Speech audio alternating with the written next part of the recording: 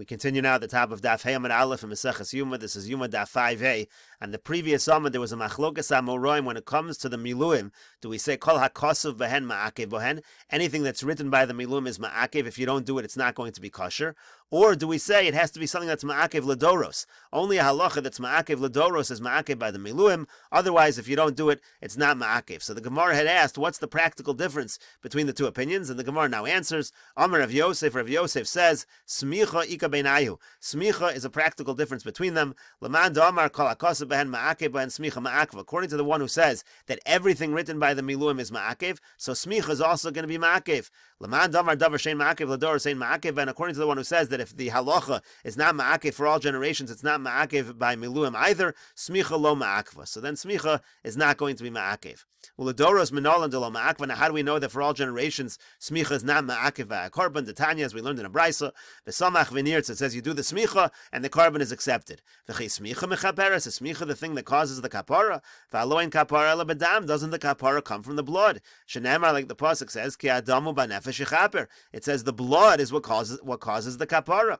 Umatam lomar v'samach v'nirtz. So what does the pasuk mean when it says that the smicha causes the korban to be accepted? Shemasal the smicha shiyari mitzvah. What it means is, if you make the smicha like it's the extra part of the mitzvah, meaning you don't do it, ma'ala olav hakosav ki'ilu lo chiper. The pasuk considers it as if there was no kapara, v'chiper. However, there is a kapara, meaning the korban is accepted without smicha, but just lichatchila, you should do the smicha. It's not considered the perfect performance of the mitzvah if you leave out the smicha. Rav Nachman bar Yitzchak Amar, Rav Nachman bar Yitzchak says, Tenufa ike benayu. The difference between them is tenufa, do you have to wave the korban by the miluim? Laman damar kol hakosav ben ma'akev ben ma'akva. According to the one who says everything written by miluim is ma'akev, so tenufa waving is going to be ma'akev. Laman damar davar shein ma'akev ladoros shein ma'akev. And according to the one who says that if it's not ma'akev ladoros, it's not ma'akev by the miluim either. Lo ma'akva, so then it's not going to be ma'akev. Uladoros menolan de lo ma'akva. Now how do I know that for all generations tenufa is not ma'akev? The Tanyas we learned in a brisa, le tenufa lechaper, it says to wave it and that will cause the kapara. V'chi tenufa mechaperes v'aloin kapara lebedam. Is tenufa what causes the kapara? Doesn't the kapara come from blood? Shenamar, like the pasuk says, ki adam hu ba'nefesh yechaper. It says the blood is what causes the kapara.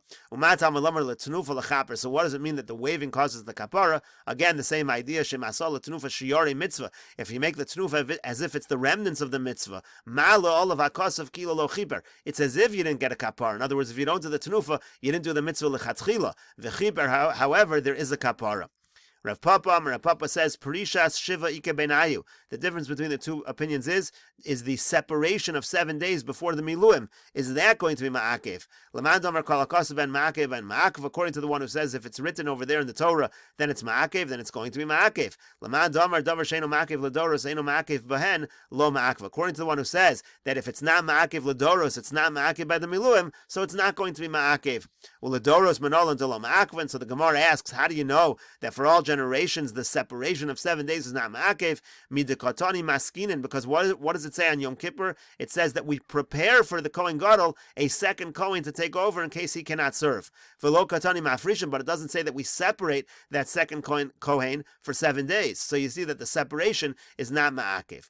Ravina says riboy shiva u'mashicha shiva ike benayu. The difference is riboy shiva. Now riboy shiva means that for 7 days the Kohen Gadol is supposed to serve wearing the begadim, and mashicha shiva means that for 7 days you're going to anoint this Kohen with the shemen hamishcha, with the oil. So that's the difference. Leman damar kol hakosav ben ma'akev, and according to the one who says that everything written by the miluim is ma'akev, so ma'akva. So then you're going to have riboy shiva and mashicha shiva are going to be ma'akev by the miluim.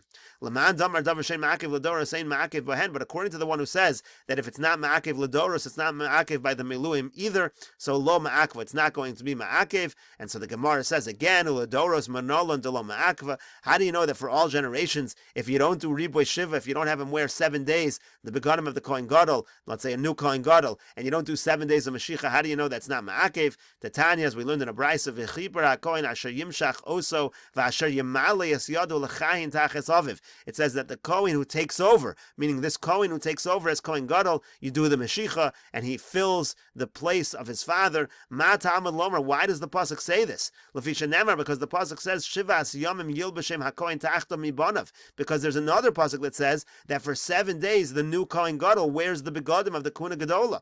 So Ein Liela Nisra B'Shiva V'Nimshach Shiva. So I only know that it's effective if he wears those clothing for 7 days and he's anointed with the oil for 7 days. Nisra B'Shiva V'Nimshach Yom Echad. Let's say he wears the clothing for 7 days, but he only gets anointed for 1 day, or the reverse, Nisra B'Yom Echad V'Nimshach Shiva. Let's say he wears the clothing for 1 day, but he gets anointed for 7 days. Minayin, how do you know that that's good? And that's from the pasuk we quoted at the beginning. Talmud Lomer, the pasuk says, Asher Yimshach Oso V'Asher Yimali Es Yado. As long as he's anointed, as long as he fills the position, Mikol Makom. So what it means is, no matter what, he doesn't have to do it for all 7 days. We'll do a few Rashis over here. Rashi says, Riboy Shiva Sheyashamish Kohen Gadol Shiva Yomim Ritzufim Kishemimanin Oso Bekuna Gedola. Riboy Shiva means that a new Kohen Gadol, he has to serve 7 days Bekahuna Gedola V'Yilbash Shmona Begodim Mishas Avoda, and he has to wear, like we said, the 8 clothing of the Kohen Gadol. V'Riboy Lashon Marbe Meruba Begodim.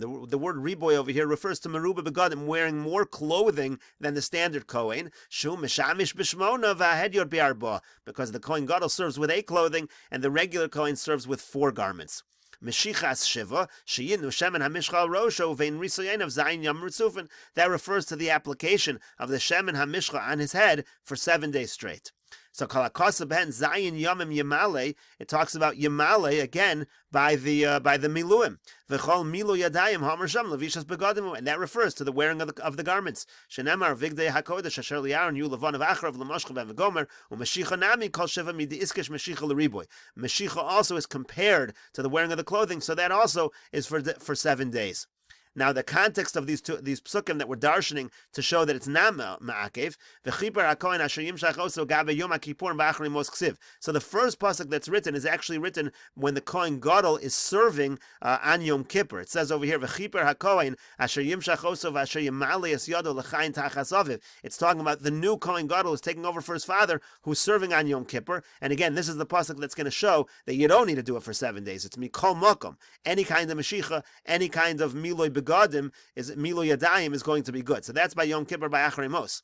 So Ma Talmud Lomer, what's the pasuk say this for? Now you might say that the pasuk is simply teaching you that on Yom Kippur the Kohen Gadol has to do the service. You can't use any other Kohen.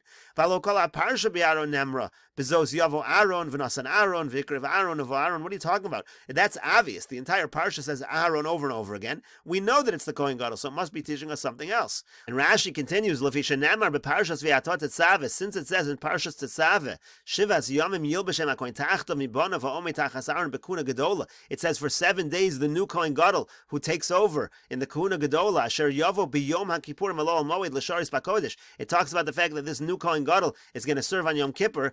Ein Li'elo Sheyeh Kosher Lavo Elol Moed B'Yom HaKippurim Elo Mishen Isra B'Shiva V'Nimshach Shiva Kishen Mana. So that's what the Gemara says. From that pasuk in Tetzaveh, it sounds like you can only serve on Yom Kippur as the Kohen Gadol if you were 7 days wearing the begadim and 7 days having the Mashicha with the Shemen HaMishcha. Well, the Kamei Boy Mashicha Shiva Hechaksiva. Now the Gemara is going to ask, where does it say anything here about Mashicha? It talks about wearing the clothing. It doesn't talk about Mashicha at all. But in any case, that pasuk I might think you need all 7 days. And so again, the pasuk of V'chiper HaKohen that teaches us Mikol Makom. And that's what the Gemara now asks, like Rashi said, Eshgechon Riboy Shiva Lechatchila Mashicha. Fine, I understand that the pasuk over here in Tetzaveh sounds like you need to wear lechatchila 7 days the begadim of the Kohen Gadol. But how do you know that lechatchila you need 7 days the Mashicha with the Shemen HaMishcha? So the Gemara says, one possible answer is because the first pasuk seemed to exclude the 7 days. In other words, the pasuk of V'chiper HaKohen Asher Yimshach Oso V'Asher Yimali Es Yado seems to be saying that Mashicha you don't need to have 7 days. It's only lechatchila. It implies that lechatchila you do need the 7 days. So that's one possible answer. V'bai Seiman, if you want, I could say another answer. Diomar Kro Vigdei hakodesh asher li'aron yu levanav acharav lemashcha bahem ulemali bames yadim. It talks about the begadim, and it says to anoint with the oil, and lemali bames yadim, to do the miloi, again, as we said, to wear the begadim. So iskash meshicha l'riboy. So you see, right next to each other, we compare meshicha, the anointing with the oil, to the riboy, to the wearing of the clothing. Ma riboy shiva, just like by riboy, just like wearing the clothing, he's supposed to wear 7 consecutive days of the begadim of the Kohen Gadol. Af meshicha shiva, so too when it comes to the anointing of the oil, he should do it for 7 straight days. So the Gemara now says, "My time at the Domer Kolakosa ben Ma'akiv." Now, what is the reason of the one who says that anything written by the Miluim is Ma'akiv? Where do we see in the Psukim that it's Ma'akiv? Amar Rabbi Yitzchak bar Bisna. Rabbi Yitzchak bar Bisna says, "Amar Kra," because the pasuk says, "V'asisa li'Aaron levan of kacha." It says the word kacha. You should do for Aaron like this, and the word kacha ikuvahu. The word kacha is considered a word that indicates that it's Ma'akiv. So the Gemara says, "Teinach kol." I understand it makes sense in the following, and we'll continue with this discussion in the next video on Daf Hey Amud Beis.